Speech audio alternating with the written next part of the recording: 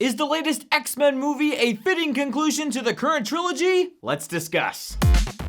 If I were gonna rank this current trilogy of X-Men movies, I think I would go First Class number 3, Apocalypse 2, and then Days of Future Past is 1. But I don't know, it could be recency bias. I haven't seen First Class in several years. With that said though, I do remember getting restless by the end of First Class, whereas Apocalypse kept me interested the whole time. So yeah, I've got some problems with this movie, but I've got to give it a round of applause because it kept my interest for the entire 2 hours and 20 minutes. And honestly, when I go to a superhero movie, that's all I really want. I just want to not want to check my phone to see what time it is. I thought that Apocalypse was a pretty good conclusion to the trilogy. It wrapped everything up nicely and it gave our heroes and our villains a fitting end. And I also want to give it major props because one of my biggest pet peeves in superhero movies is all the freaking fight scenes. But X-Men Apocalypse only had like one really big fight scene and it was at the very end of the movie. I mean, other than that one random part where Wolverine was in the movie for like 10 minutes, but I don't know what that was. I just kind of chose to forget about it. The thing I liked about the big fight scene at the end of the movie was that since there hadn't been like a bunch of other fighting in the rest of the movie, I wasn't already fatigued from that. And there was also a lot of story that was going on within the climax of the movie, which had the fight sequence in it. So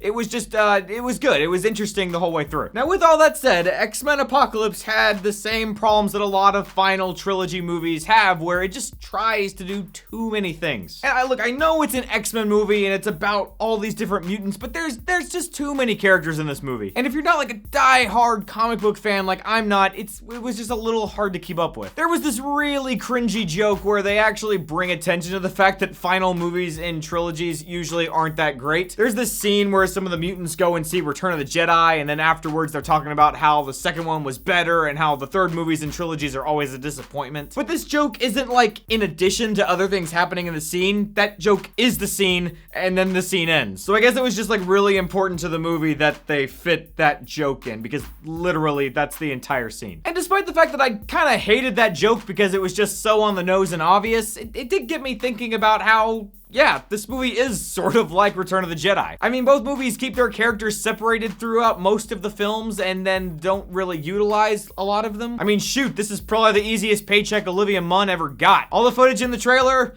yeah, that's literally all she does in this movie, is just stand around in the background of scenes until the final battle. That's literally it. Both Apocalypse and Return of the Jedi are also kind of unbalanced since there's things going on in so many different places. For example, there's this one part where Raven rescues Nightcrawler from like this mutant fighting ring or something. And then it cuts from that and a bunch of other stuff with a bunch of other characters happens, and then suddenly we're like back on the streets with Raven and Nightcrawler still kind of wandering around on that same night. Maybe I'm just forgetting the movie wrong, but it seemed like there was like whole days that had gone by between like the scene of them getting out of the ring and then like walking through the streets. I don't know. Maybe I'm just confused, but regardless, the editing in this movie was kind of strange. And I don't say all this to hate on this X-Men movie or to hate on Return of the Jedi, because I enjoy both. Like, even though both movies feel sort of thrown together and all over the place, they still contain some of the best stuff of both trilogies. So like, while there are certain things I can point at and say, wow, I really like how they did that, as a complete work,